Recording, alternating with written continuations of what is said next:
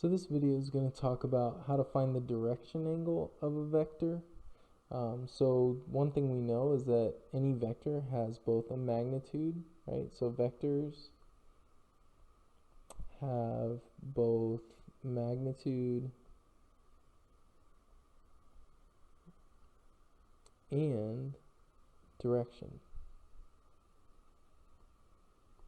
So one of the things that talked about in another video is magnitude.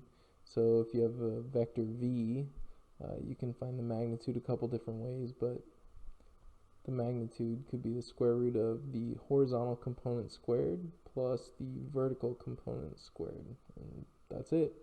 Now the question is, how do you find the angle at which the direction goes? And that's what I'm going to talk about here. So let's just jump right into it. Let's say that you have vector v, and that vector is in the first quadrant. Let's say it's 5, 7. So I'm actually going to graph this just so you can get a visual of it. So 5, 1, 2, 3, 4, 5, right? And then 1, 2, 3, 4, 5, 6, 7. And so this is the terminal point here. And there's your vector there. Okay, so what we're looking for, so that everybody knows, is I'm looking for this angle right here. So since that's the angle I'm looking for, one way to kind of see it come alive is to look at this as a right triangle. Kind of see that and use your understanding of right triangle trigonometry. So you know it went up 7 and you know it went right 5. You're looking for theta. If you're thinking to yourself, okay, what trig function could I use to find theta? Well, you know the opposite and you know the adjacent, so that means we should use tangent. So the tangent of theta equals 7 over 5. So what we're going to do is we're going to use the inverse tangent. Theta equals the inverse tangent of 7/5. And you're actually going to need a calculator. I'm going to be in degrees. So inverse tangent of 7 divided by 5, I get that to be 54.46, or so let's just say 54.5 degrees. So 54.5 degrees is what I get for theta. Now the tricky part about this is, well, I guess a positive is you'll always use tangent. So to find a direction angle, it's pretty straightforward. You're going to always use tangent, so that's nice to know. Can't spell. Struggling. It's all good. Always use tangent of theta, but if you don't want to graph it, you don't have to, because you know that in the coordinate plane, in past lessons in trig, you should know that tangent is equivalent to y over x. Well, every vector has a horizontal component and a vertical component, and so in this case 5 was my x and 7 was my y, and so as you can see it turned out to be tangent equals, or tangent of theta equals y over x. So that's the first thing. The second thing to remember though is that the inverse tangent, or the arctangent, only gives you angles in between these two. It only gives you angles between negative 90 degrees and 90 degrees, and it won't equal those because that's where they're undefined.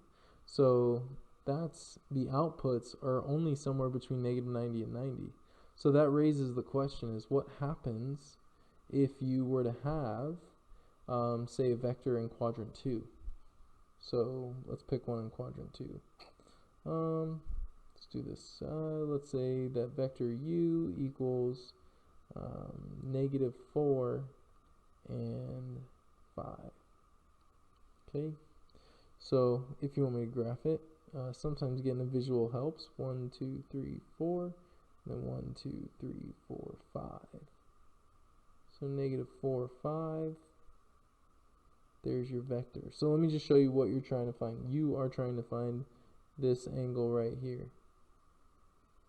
Okay. So if you were to draw that triangle like I was saying before, the triangle goes straight down to the x-axis, and you're actually finding this much. And so this is 5 and this is -4, and it matters that you have that negative in there, so everyone would say tangent of theta equals 5 over -4.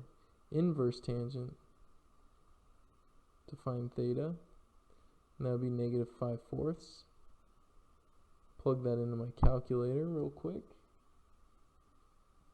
So inverse tangent, and I'm once again in degrees, -5 divided by 4, and I get -51 degrees, or let's go -51.34 degrees. Okay, so if your teacher says you can use negative angles, well then I guess you're good. But even then, if you think about it, -51 degrees is actually in quadrant 4, so you're still actually not good, because -51 degrees would be down here,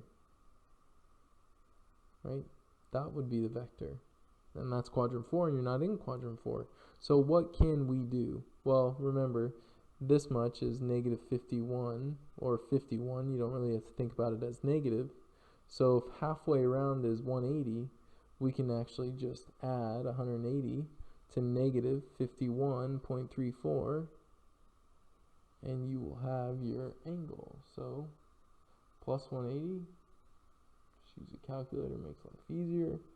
And so then the real answer that we should be getting for theta, the one in orange, theta would equal 128.67 is what I got, or 66, excuse me, 128.66 degrees, and that's this right here, 128.66 degrees. And so that's the direction angle of the vector. We like to keep it positive, that angle measurement. So you have to be careful, especially if you have angle or vectors in quadrant 2, 3, or 4.